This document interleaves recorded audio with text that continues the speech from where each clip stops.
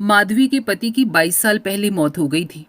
उसके पास कोई धन दौलत नहीं थी और संपत्ति के नाम पर सिर्फ एक बेटा था जो इस वक्त जेल में बंद था। अपने उस घर में वो अकेली पड़ गई थी और उसके आंसू तक पहुंचने वाला कोई नहीं था। माधवी ने बड़ी दुख तकलीफों को झेलते हुए अपने बच्चे को पाल पोस कर बड़ा किया था।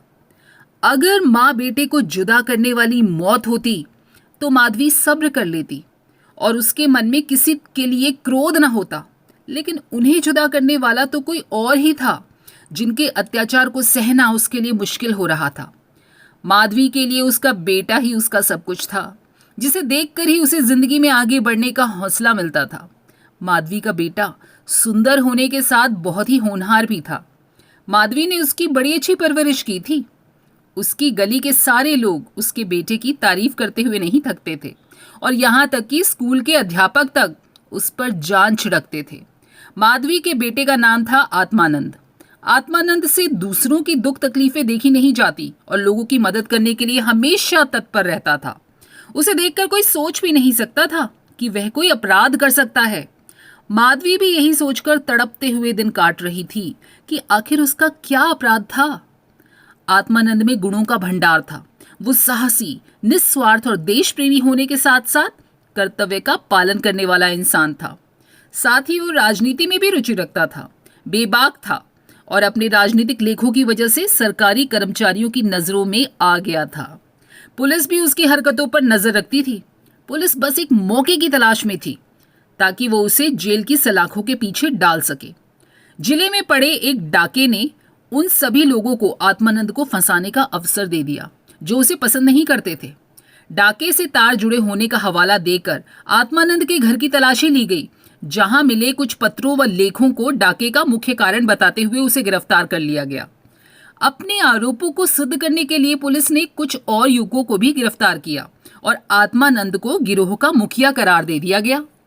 जिसके बाद महीने भर तक मुकदमा चला और न जाने कहां कहां से पुलिस ने ऐसे झूठे गवाह लाकर सामने खड़े कर दिए कि कोर्ट ने आत्मानंद समेत सभी युवकों को दोषी करार दे दिया और 4 साल के कठोर कारावास की सजा सुना दी। बेटे की हर सुनवाई में जा रही माधवी ने देखा कि इंसान का चरित्र कितना नीच हो जाता है और वो अपने स्वार्थ के लिए किसी को भी हानि पहुंचाने से नहीं चूकता। अपने बेटे को हथकड़ियों में पुलिस द्वारा जेल ले जाते देख माधवी बेहोश होकर गिर पड़ी, जिसके बाद कुछ भले लोगों ने उसे तांगे में बैठाकर घर तक पहुंचाया। माधवी को जब होश आया तो उसे पूरा वाकया याद आया। अपने इकलौते सहारे से दूर होने का गम उसे खाए जा रहा था, जो उसे एक पल भी चैन की सांस नहीं लेने दे रहा था। कोई रास्ता न सूझने पर माधवी ने अपनी वेदना को ही प्रतिशोध में बदलने का फैसला किया और उसके बेटे की यह दुर्दशा करने वालों से बदला लेने की जीवन का अपना मकसद बना लिया। माधवी के मन में भी प्रतिशोध की ज्वाला धधक रही थी। वो बस यही सोच रही थी कि ऐसा क्या करे कि जिससे उन अत्याचारियों से बदला लिया जा सके। देर रात तक माधवी सोचती रही कि विधवा जीवन जीते 22 साल बीत गए, लेकिन अब उसे बाहर निकलना ही होगा। अपने अंतर्मन से माधवी कहने लगी कि इस दुनिया में अच्छे कर्मों की कोई जगह नहीं है और हो सकता है ईश्वर ने भी निराश होकर हमसे मुंह फेर लिया हो, तो ऐसे में उन अत्याचारियों को दंडित करने के लिए उसे ही कदम उठाना होगा। शाम का वक्त था। लखनऊ में एक बड़ा सा बंगला झिलमिलाती लाइटों से सजा था, जहां दोस्तों की महफिलें जमी थी और गाना बजाना हो रहा था। एक और मेज पर आतिशबाजियों से सजी थी तो दूसरी ओर तरह तरह के पकवान रखे हुए थे। बंगले के चारों ओर पुलिसकर्मी तैनात थे, क्योंकि वो बंगला पुलिस सुपरिटेंडेंट मिस्टर बागची का था। बागची ने एक बड़ा मार्के का केस जीता था, जिसकी खुश होकर अफसरों ने उसको तरक्की दी थी, जिसकी खुशी में जश्न मनाया जा रहा था। मार्के का केस जिसमें पुलिस बेगुनाह युवकों को भी झूठे केस में फंसाकर जेल में भर देती है। यहाँ आए दिन उत्सव होते ही रहते हैं। महफिल में रौनक बढ़ाने के लिए मुफ्त में गाने बजाने वाले, आतिशबाजियां और आधे दामों पर मिठाइयां या फल फूल उन्हें आसानी से मिल जाते थे। दौड़ धूप करने के लिए सिपाहियों की एक टुकड़ी हर वक्त उनके घर पर तैनात रहती थी। महफिल में गाने बजाने का कार्यक्रम समाप्त होने के बाद मेहमान अब भोजन करने लगे। दुकान से दावत का सामान ढोने वाले मजदूर उन्हें कोसते हुए वहां से चले गए थे। बस बाकी बचे मजदूरों के साथ एक बूढ़ी औरत वहां काम कर रही थी।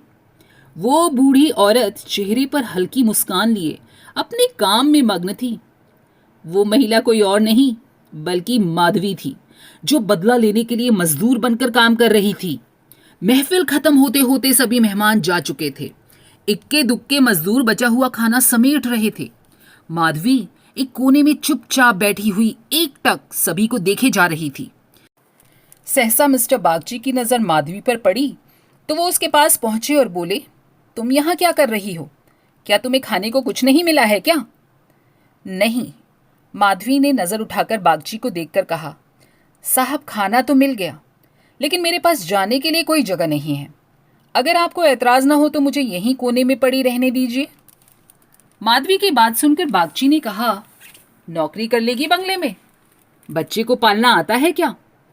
बागची की बात सुनकर माधवी ने तपाक से कहा, जी साहब, बच्चों को मैं अच्छे से खिलाना जानती हूँ। इसके अलावा घर के छोटे बड़े सभी काम कर लेती हूँ। आप बस मुझे एक मौका तो देकर देखिए, मैं सब काम संभाल लूंगी अच्छे से। माधवी की ओर ध्यान से देखते हुए बागची ने कहा, ठीक है, तुम ऐसा करो, आज से ही काम शुरू कर दो। माधवी को बागची के बंगले में काम करते हुए 1 महीने से भी अधिक हो गया था। माधवी अपने काम में इतनी निपुण थी कि उससे पूरा घर खुश था। किसी को कोई शिकायत नहीं थी।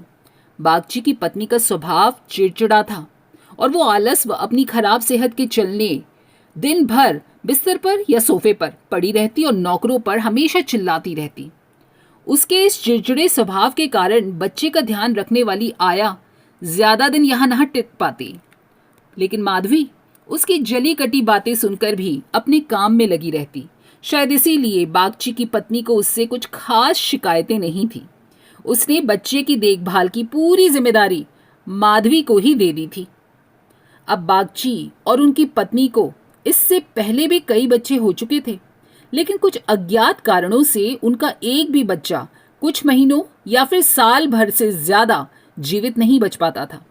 इसीलिए इस बच्चे पर दोनों माँ बाप की जैसे जान बसती थी।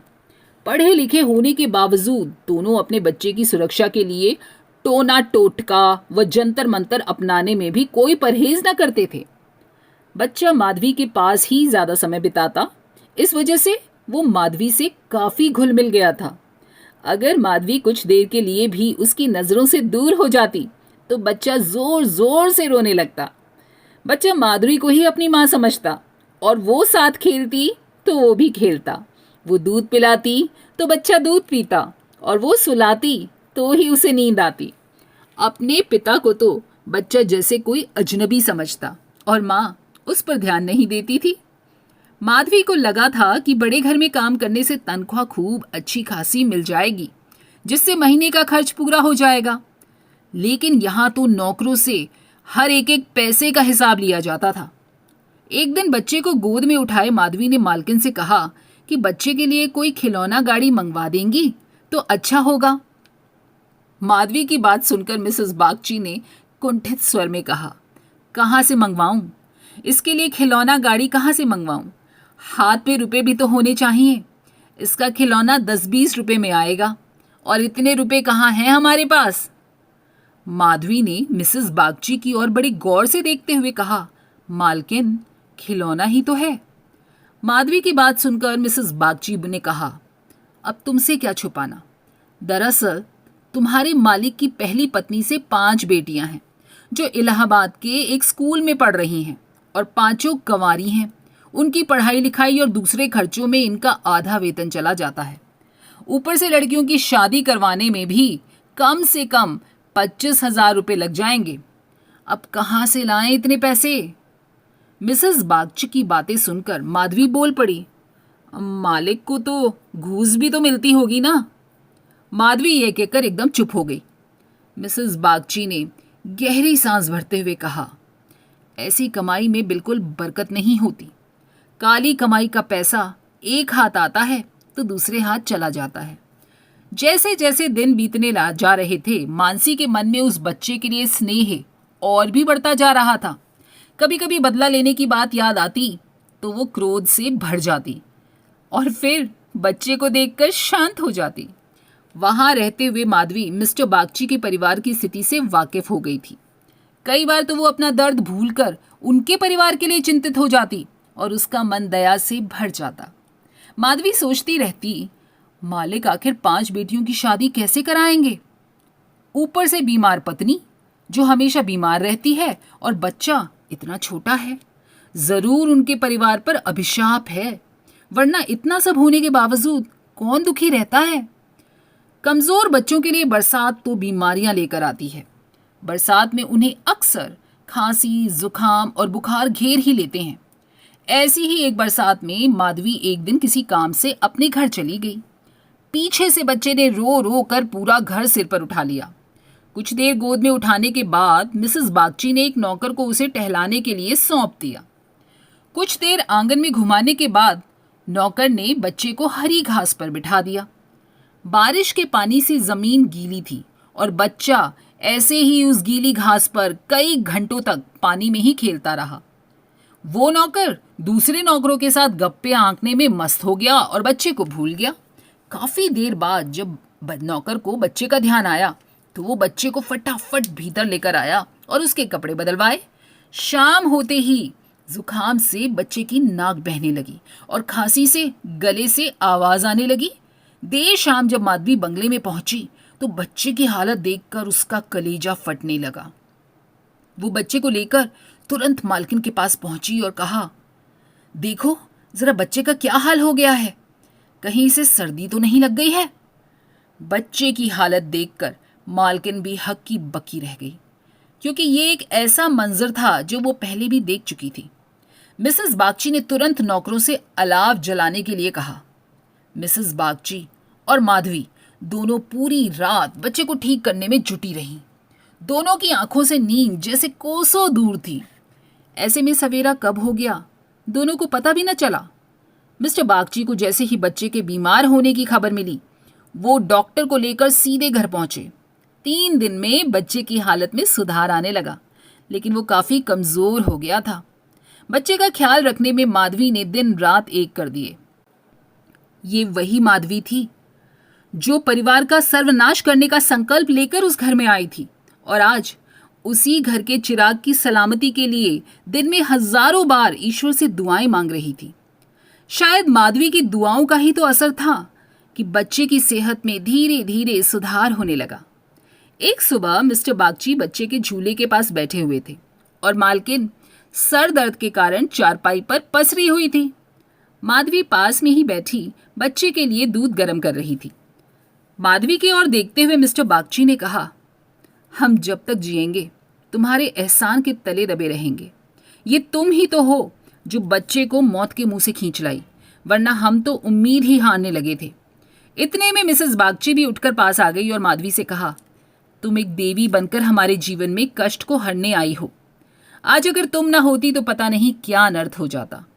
मेरी तुमसे एक विनती है। वैसे तो जीवन मरण सब ऊपर वाले के हाथ में है, लेकिन तुम्हारे हाथ में जरूर संजीवनी है। मेरी तो किस्मत ही अभागी है, पर हो सकता है कि तुम्हारे पुण्यों से मेरे बच्चे की जान बच जाए। माधवी चुपचाप मिसेस बागची की बातें सुन रही थी। मिसेस बागची रुआंसी आवाज में कहने लगी, सच कहती हूँ, अब तो बच्चे को गोद में उठाने तक से मुझे डर लगता है। तुम इसे आज से अपना ही बच्चा समझो और इसकी माँ बन जाओ। इसे भी तुमसे बहुत लगाव है। तुम इसे अपने साथ अपने घर ले जाओ और वहीं इसकी परवरिश करो। जब तक ये तुम्हारी गोद में रहेगा हमें चिंता ना होगी। मिसेस बागची की बात सुनकर माधवी ने कहा, मालकिन क्यों ऐसे बुरे विचार मन में ला रही हो? बच्चे की हालत में सुधार हो रहा है और देखना भगवान की इच्छा से सब कुशल मंगल ही होगा। इतने में मिस्टर बागची बोल पड़े, नहीं बूढ़ी माँ, मेरा दिमाग भले ही इन बातों को ढकोसला करार देता है, लेकिन मेरे मन का एक कोना है जो इस पर विश्वास करना चाहता है। मेरी अपनी माँ ने मुझे पैदा होते ही एक धोबिन को बेच दिया था, क्योंकि मुझसे पहले मेरे 3 बड़े भाइयों की मौत हो चुकी थी। इसीलिए मेरी जान बचाने के लिए उन्हें जो उचित लगा उन्होंने किया। अब बारी हमारी है और हमसे जो बन पड़ेगा हम करेंगे। तुम हमें आज से अपना ही बेटा मानो और इसे अपने साथ ले जाओ। हमें जब भी इससे मिलने का मन होगा चले आएंगे और खर्च की चिंता न करना। इसकी पूरी परवरिश का खर्चा हम समय समय पर तुम्हें भेजते रहेंगे। मिस्टर बागची ने कहा, मैं जिस पेशे में हूं मुझे ना चाहते हुए भी कर्म करने पड़ते हैं। झूठी शहादतें बनाकर निर्दोषों को फंसाना पड़ता है। उनकी और उनके परिवारों की न जाने कितनी बद्दुआएं मेरे सिर पर हैं। मैं जानता हूं कि बुराई का फल अच्छा नहीं हो सकता, लेकिन मैं लोभ में आ जाता हूं। अगर मैं ये सब ना करूं तो नालायक करार देकर निकाल दिया जाऊंगा। अंग्रेजों को जहां 100 खून भी माफ होते हैं, हम हिंदुस्तानियों की एक गलती भी हम पर भारी पड़ती है। इसलिए मेरी विनती है कि हमारे बेटे को स्वीकार कर लो। माधवी को भी उस बच्चे से बेहद लगाव था, इसलिए वो खुशी खुशी मान गई। गदगद होते हुए माधवी ने कहा, आप दोनों की अगर यही इच्छा है तो मैं बच्चे को अपनाने के लिए तैयार हूं। मुझसे जो बन पड़ेगा मैं करूंगी। मेरी भगवान से बस यही दुआ है कि हमारे बच्चे को वो अमर करे। बड़ी देर से बच्चा आराम से झूले में सो रहा था। चादर से उसका मुंह ढका हुआ था। माधवी ने दूध गर्म कर बच्चे को पिलाने के लिए जैसे ही उसके मुंह से चादर को हटाया, उसके मुंह से जोर से चीख निकल गई। बच्चे का शरीर पूरी तरह ठंडा हो चुका था और चेहरा पीला पड़ा था। माधवी ने जल्दी से बच्चे को गोद में उठाकर सीने से लगा लिया और जोर जोर से रोने लगी। बालक सभी को छोड़कर भगवान के पास जा चुका था। दिन भर पूरे घर में मातम पसरा रहा। रोने की चीख पुकारों से जैसे पूरा घर कौंध गया हो। मिस्टर बागची और उनकी पत्नी का भी रो रो कर बुरा हाल था। माधवी, जो खुद बच्चे को खोने के दर्द से तड़प रही थी, उन दोनों को सांत्वना दे रही थी। माधवी उनसे कह रही थी, अगर उसके बस में होता तो अपने प्राण देकर भी बालक को बचा लेती, लेकिन ऐसा संभव नहीं है। माधवी जो अपना बदला लेने आई थी, ममता के बंधन में बंधकर स्वयं दुख लेकर जा रही थी। सच कहते हैं, माँ का दिल दया का सागर होता है। माँ तो वो देवी है जिसकी निर्मलता को कोई भी मैला नहीं कर सकता। दोस्तों, कैसी लगी ये कहानी कमेंट करके बताइएगा, और अगर पसंद आई हो तो लाइक, शेयर और सब्सक्राइब जरूर कीजिएगा। फिर मिलेंगे एक नई कहानी के साथ। तब तक अपना खूब सारा ख्याल रखिएगा। स्वस्थ रहिए और मस्त रहिए।